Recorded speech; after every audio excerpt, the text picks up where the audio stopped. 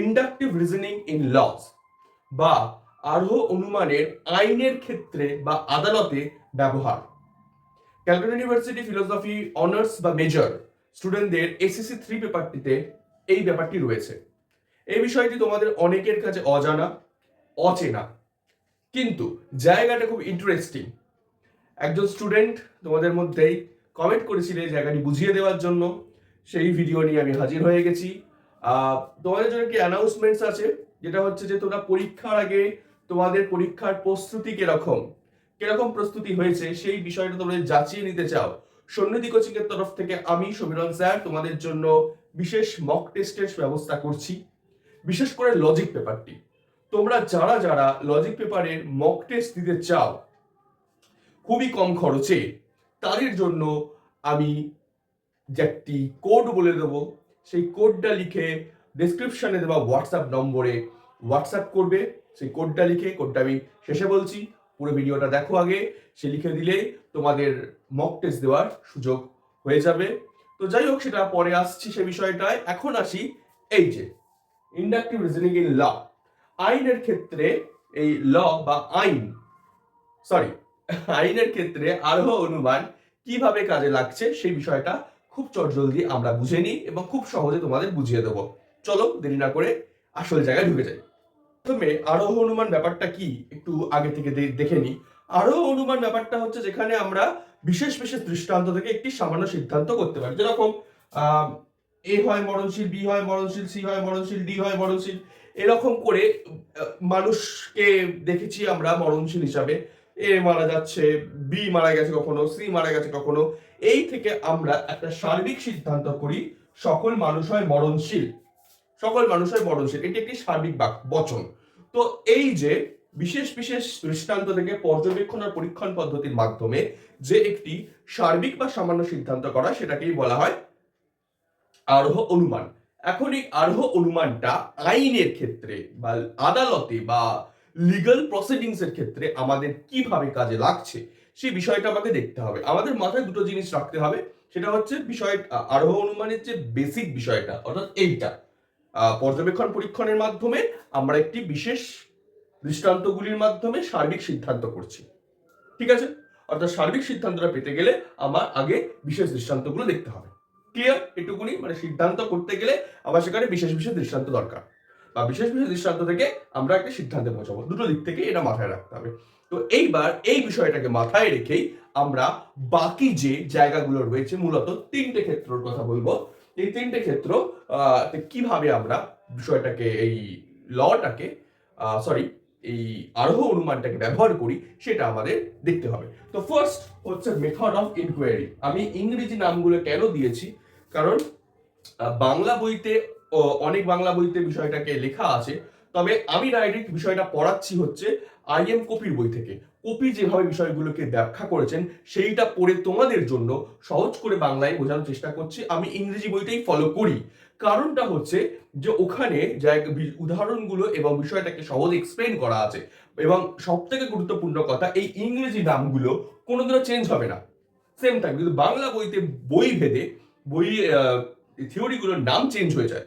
তো যাই হোক, তো আমি বাংলা নিজের মতো বলবো, বাট ইংরেজি নামটা সবাই মনে রাখবে, এটাই আমার বলার কথা। যাই হোক, প্রথমে হচ্ছে মেথড অফ ইনকোয়ারি। ইনকোয়ারি মানে কি?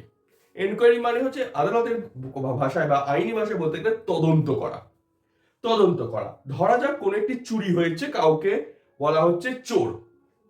এখন যতক্ষণ না পর্যন্ত দোষী বা অপরাধ প্রমাণ হচ্ছে, ততক্ষণ আমরা একজনকে অপরাধী এই কথা বলতে পারি না।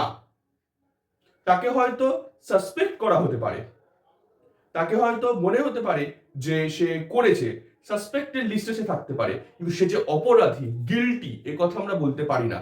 তার জন্য প্রয়োজন হয় তদন্ত। আচ্ছা, এখন যদি আমি বলি যে সে চোর, এটা তাকে সিদ্ধান্ত করে দেওয়া হলো, সেটা সিদ্ধান্ত করে দেওয়া হলো। এবার এই সিদ্ধান্তটা পেতে গেলে তার আগের যে তদন্তগুলো সেগুলো কি? আমাকে পুরো পিছনে গিয়ে ধীরে ধীরে বিষয়গুলো দেখতে হচ্ছে, তো যে সে কোনো জায়গায় আগে চুরি করেছে কিনা, বা একটা নির্দিষ্ট ঘটনা যদি ধরে নি সেখানে গেছিল কিনা, সেখানে গিয়ে কি কি চুরি করেছে, সেখানে আরো অনেক রেলিভেন্ট জিনিস ঢুকছে, চুরির জিনিসগুলো কি, কেউ তাকে দেখেছে কিনা, আগে কোনোদিনও চুরি করেছে কিনা, বা কি মেথডে সে গেছে, আর কোথায় ছিল এতদিন, যদি দেখা যায় যে সে কোনো ট্রেনে বাসে ট্রাভেল করে সেখানে টিকিটগুলো, কিংবা আরো অনেক জিনিস হতে পারে, কোথাও গিয়ে দোকানে কিছু খেয়েছে কিনা, কোনো জায়গায় অনলাইন পেমেন্ট করেছে কিনা, এই প্রত্যেক কটা জিনিসকে আমরা বলি এভিডেন্স বা প্রমাণ। যে প্রমাণগুলো পুলিশ কালেক্ট করে। একজন একজন যদি চুরি করে, সে পুলিশের কাজ হচ্ছে সে প্রমাণগুলো জড়ো করা। প্রমাণগুলো জড়ো করে চার্জশিট তৈরি করে পুলিশ আদালতের কাছে পেশ করে বিষয়টাকে। এবার পুলিশ যখন পেশ করছে, বা অন্য কোনো ভাবেও হতে পারে বিষয়টা, আমি এই এক্সাম্পলেতে স্টিক থাকছি, তো তখন ওই ফ্যাক্টস গুলো চেক করা হয়। চেক করা হচ্ছে কি জিনিসগুলো, এই যে এ বি সি ডি, একটা একটা করে বিশেষ দৃষ্টান্ত, অর্থাৎ যে এভিডেন্স গুলো আছে, এভিডেন্স গুলো পেয়েছি কোত্থেকে আমরা, তদন্তের মধ্যে। এই এভিডেন্স গুলো থেকেই আমরা একটা সিদ্ধান্ত করতে পারি, যদি এভিডেন্স গুলো যথাযথ এবং ওই ব্যক্তির কে চোর প্রমাণ করার জন্য যথোপযুক্ত হয়, তাহলে ব্যক্তিটিকে চোর বলা হবে। আর যদি না হয়, তাহলে সে একদম নট গিল্টি। এই মেথডটা কি ভালো করেই বুঝতে পারছো, এই মেথডটা একটা হচ্ছে আমাদের কাছে ইন্ডাকটিভ রিজনিং বা আরোহ অনুমান। ক্লিয়ার? তো এনকোয়ারি মেথডটার ক্ষেত্রে আমাদের এই আরোহ অনুমানটাকেই ব্যবহার করা হয়। আশা করি বুঝতে পারা গেছে। Next, causation. কজেশন, কারণতা বা কজেশন, বিষয়টা কি? দেখো, কার্যকারণ সম্পর্ক বলে একটা বিষয় আমাদের এখানে স্বীকার করতেই হয়। ঠিক আছে? কার্যকারণ কারণতা মানে বোঝানো হয় কারণের শৃঙ্খল। একটা কোনো ঘটনা ঘটছে, সেই ঘটনা, এই যে বললাম তো চুরির ঘটনাটা, একটা কোনো ঘটনা ঘটছে, সেটা নিশ্চয়ই একটা কারণ থাকে না, সেখানে কারণ শৃঙ্খল আছে। কারণ মানে একাধিক কারণ আছে। তো যাকে চুরি করেছে, সে চুরি করার পেছনে আরো অনেক কারণ আছে। চুরি করার কারণে যে কোনো বিষয়ের ক্ষেত্রে হতে পারে, আরো অনেক কারণ আছে। তো পুলিশ সেই কাজগুলোই করে, সেই ফ্যাক্টস গুলো, সেই কারণগুলো খুঁজে বার করে, এবং ওই কারণ শৃঙ্খলে যদি পড়ে, তবেই আমি সিদ্ধান্ত করতে পারি। ব্যাপারটা ঠিক ব্যাক ক্যালকুলেশনের মতো। আমার সামনে একজন ব্যক্তি রয়েছে, কিংবা কেউ কোনো কোনো ব্যক্তি নেই ধরে নিলাম, কোনো ব্যক্তি নেই ধরে নিলাম, কোনো একটা ইনভেস্টিগেশন করা হচ্ছে, সেখানে তো কার্যকারণ বা কারণ শৃঙ্খলটাকে দেখা হচ্ছে, যে এইটার পরে এইটা ঘটেছে, এইটা যদি ঘটে, এ যদি এটা করে থাকে, এর ধরো কোনো একটা জিনিস চুরি গেছে, সেটা বি করে থাকতে পারে, বি সেখানে সেদিন ছিল কিনা, যদি থাকে কেন ছিল, যদি না থাকে সে কোথায় গেছিল, এই বিষয়টা কি হচ্ছে, এই যে এ বি সি ডি, এই যে পরপর পরপর প্রমাণগুলো, এটা তো কারণ শৃঙ্খল তৈরি করছে, কারণ শৃঙ্খল তৈরি করছে। তারপরে গিয়ে আমি বলতে পারবো যে হ্যাঁ, ওই ব্যক্তিটি চুরি করেছে। একটা কারণ শৃঙ্খল আমাদের এখানে ভাবতে হচ্ছে। একটা কারণ শৃঙ্খল না গঠন হলে যথেষ্ট প্রমাণ আমরা দিতে পারি না। ওই একটা যথেষ্ট প্রমাণ দেওয়ার জন্য কারণ শৃঙ্খলটা আমার কাছে দরকার, যেটাকেই বলা হচ্ছে কজেশন ইন লিগ্যাল রিজনিং। এই যে কারণ শৃঙ্খল, সেইটা আমরা পাচ্ছি এই ইন্ডাকটিভ মেথড ফলো করেই। এখন ডিডাকটিভ মেথড কি ছিল, অবরোহ অনুমানে, সেখানে সার্বিক থেকে বিশেষ সিদ্ধান্তে আসছি। না, আমরা কিন্তু এখানে সার্বিক বিষয়ের দিকে যাচ্ছি না, আমরা বিশেষ বিশেষ দৃষ্টান্তগুলো দেখছি। আমরা প্রথমেই বলেছি না সবাই চোর, বা কেউ চুরি করেছে, আমরা বলছি চুরি করেছে, এবার আমাকে বিশেষ বিশেষ দৃষ্টান্ত এবং তার মধ্যে কার্যকারণটা দেখতে হচ্ছে। কার্যকারণটা দেখে তবেই আমি সিদ্ধান্ত করতে পারবো যে কোন ব্যক্তি চোর হতে পারে, এবং তারপরে সেই বিষয়গুলোকে বিচার বিচার করে, সেটা করে জজ সাহেব। দুটি উকিল বা দুটি তিনটি উকিলের মধ্যে সে বাদানুবাদ হয়, তারপরে জজ সাহেব সে ফ্যাক্টস গুলো চেক করে, তার উপর সে তার রায় দেয়। সেগুলো চেক করছে, সেগুলো কি, সেগুলো কারণ শৃঙ্খল। কোন কোন কারণে গুলো ফলো করছে বলে এই ব্যক্তিটিকে আমি গিল্টি বলবো, কোন কোন কারণ ফলো করছে না বলে এই ব্যক্তিটিকে আমি নট গিল্টি বলবো। এই বিষয়টিকেই বলা হচ্ছে কজেশন। বোঝা গেছে আশা করছি। লাস্ট হচ্ছে অ্যানালজিক্যাল রিজনিং। অ্যানালজি, অ্যানালজি মানে উপমা যুক্তি। উপমা যুক্তি অলরেডি তোমরা পড়ে নিয়েছো। উপমা যুক্তি বিষয়টা কি? উপমা যুক্তি বিষয়টা হচ্ছে যে বিষয়টাকে খুব সহজভাবে বোঝাচ্ছি, যেটা চলে আসছে সেটাকেই যখন ফলো করা হয় সেটাকে বলে উপমা যুক্তি। যে বিষয়টা চলে আসছে, আমরা ধরো এ ব্যক্তির মধ্যে দেখা গেল সে গাড়ি কিনেছে, তারপরে বাড়ি বানালো, তারপরে তার বিয়ে হলো, ঠিক আছে, এটা দেখা গেল। তাহলে বি ব্যক্তির ক্ষেত্রেও দেখা গেল সে গাড়ি কিনেছে এবং বাড়ি বানালো, এবার তাহলে লোকে কি ভাববে, তাহলে এবার বিয়ে হবে। তো হবে কি হবে না সেটা পরের কথা, কিন্তু এই যে লোকে ভাবতে শুরু করে দিল যেহেতু এ গাড়ি বাড়ির পরেই বিয়ে করছে, তাহলে এও তাই করবে, গাড়ি বাড়ি করে নিতে করে বিয়ে হবে তার, এই বিষয়টাকে বলে উপমা যুক্তি। ঠিক আছে, আইনের ক্ষেত্রে এটা কি কাজ, আইন যখন কোনো প্রণয়ন করা হয়, যখন কোনো আইন প্রণয়ন করা হয় তখন অবশ্যই ছেড়ে বাজারে মানে হচ্ছে মানুষ সমাজে কি এফেক্ট ফেলবে সেটা তো ভাবা হয়, কিন্তু সবসময় সব দিক দেখা পসিবল হয় না। ধরো এইরকম একটা আইন করা হলো, কি নিয়ম করা যেতে পারে, যে স্কুলে একটা দিন সব বাইকে তার গার্জেনকে নিয়ে যেতে হবে, স্কুল কলেজ উভয়, একটা দিন সপ্তাহে তার গার্জেনকে নিয়ে যেতে হবে, এটাই হলো নিয়ম। নিয়ম করে দিল সরকার থেকে। এবার এই নিয়মটি যখন করা হয় তখন কি হবে ব্যাপারটা, এইটার যে কোনো রকম কোনো সাইড এফেক্টস পড়বে না এবং সবার জন্য সমানভাবে কার্যকর হবে, সবাই সেটা মানবে, এমনটা ভেবেই তো করা হয়।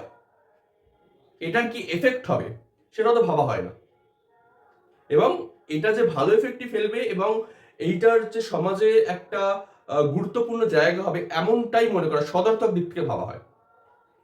এই বিষয়টাকে বলা হয় অ্যানালজি। আগে নিশ্চয়ই ব্যাপারটা কিভাবে হচ্ছে বলছি, ধরো কোনো একটা জায়গাতে এরকম একটা প্রসেস করা হয়েছে, তাই জন্য আইন কোনো একটা জিনিস বানানোর আগে সেটাকে করা হয়, সেটাকে ট্রায়াল দেওয়া হয়। ট্রায়াল দেওয়া হয় মানেটা কি, ট্রায়ালের কথার মানে হচ্ছে বিভিন্ন জায়গায় টেস্ট করে দেখা হয় যে জিনিসটা আদৌ কার্যকরী হবে কিনা। তো প্রথম দিকে কোনো কোনো বড় বড় যে স্কুল, বড় বড় স্কুল, বড় বড় ইউনিভার্সিটি বা কোনো বড় কলেজে ব্যাপারে ট্রায়াল দিয়ে দেখা হলো এরা কোনো ভালো এফেক্ট ফেলছে কিনা বা কি এফেক্ট ফেলছে। এফেক্ট দেখা গেল যে হ্যাঁ, পড়াশোনার মান বাড়ছে, স্টুডেন্টদের কি সমস্যা সেটা টিচাররা আরো বেটার বুঝতে পারছে, টিচাররা নতুন ভাবে ইনোভেটিভ ভাবে পড়াতে পারছে, দেখা গেল। তো সরকার সেটাকে চালিয়ে দিল। এইবার এইখানে প্রশ্নটা হচ্ছে সেই জায়গাটাতে, ধরো ABCD কলেজে এটা কলেজ স্কুল এদের চালানো হয়েছে, সেখানে ভালো এফেক্ট ফেলেছে, তার মানে যে বাকি সমস্ত জায়গাতেও ফেলবে এটা কিন্তু প্রশ্নের বিষয়, কিন্তু মনে করা হয় ফেলবে। যেরকম ব্যক্তি গাড়ি কিনেছিল, বাড়ি বানিয়েছিল, তারপরে বিয়ে করেছিল বলে বিয়ের ক্ষেত্রেও সেম ভাবে মনে করে ফেলা হয়েছে, ঠিক সেম ভাবে আইন প্রণয়ন করা হয়, কয়েকটা জায়গায় চালানো করা হয়। আমরাও ব্যক্তিগত জীবনে এরকম অনেক কিছু করি, একটা জায়গায় ঠিকঠাক হয়েছে বলে বাকি জায়গাতেও ঠিকঠাক হবে এমনটাই মনে করি। আইনের ক্ষেত্রে এই উপমা যুক্তিটাই প্রয়োগ করা হয়। এই উপমা যুক্তিটি আরোহ যুক্তির একটি অংশ, তাই এইটাও আইনের ক্ষেত্রে প্রয়োগ খুব ভীষণভাবে, আদালতের বিষয়ের ক্ষেত্রে খুব ভীষণভাবে প্রযোজ্য। আশা করছি বুঝতে পারা গেছে, যিনি প্রশ্নটি করেছিলে তুমিও বুঝতে পেরেছো। তো এই হলো আইনের ক্ষেত্রে আরোহ অনুমানের প্রয়োগ। তো যাই হোক, যে অ্যানাউন্সমেন্টটা করছিলাম, তোমরা যারা লজিকের মক টেস্ট দিতে চাও খুব কম খরচে, তারা আমাকে মেসেজ করবে। আমি কি মেসেজ করবে ডেসক্রিপশন বক্সেও লিখে দিচ্ছি, এখানেও বলছি, মক টেস্ট লজিক বলে একটা ডেসক্রিপশনে দেওয়া হোয়াটসঅ্যাপ নম্বরে SMS করবে, হোয়াটসঅ্যাপ করবে, তোমাদের ডিটেলস দিয়ে দেওয়া হবে। খুব কম খরচে তোমরা যদি মক টেস্ট দিতে চাও যোগাযোগ করো। আশা করছি আজকের ভিডিওটি তোমরা বুঝতে পেরেছো। কোনো জায়গায় অসুবিধা থাকলে জানিও, এরকমই আরো ভিডিও দেখার জন্য। কোনো অসুবিধা থাকলে ফিলোসফি সংক্রান্ত সেটা ক্লিয়ার করে নেওয়ার জন্য সাবস্ক্রাইব করো সন্নিধি কোচিং, কমেন্ট করো, লাইক করো, শেয়ার করো। ভিডিওটা এখানে শেষ করলাম, অসংখ্য ধন্যবাদ।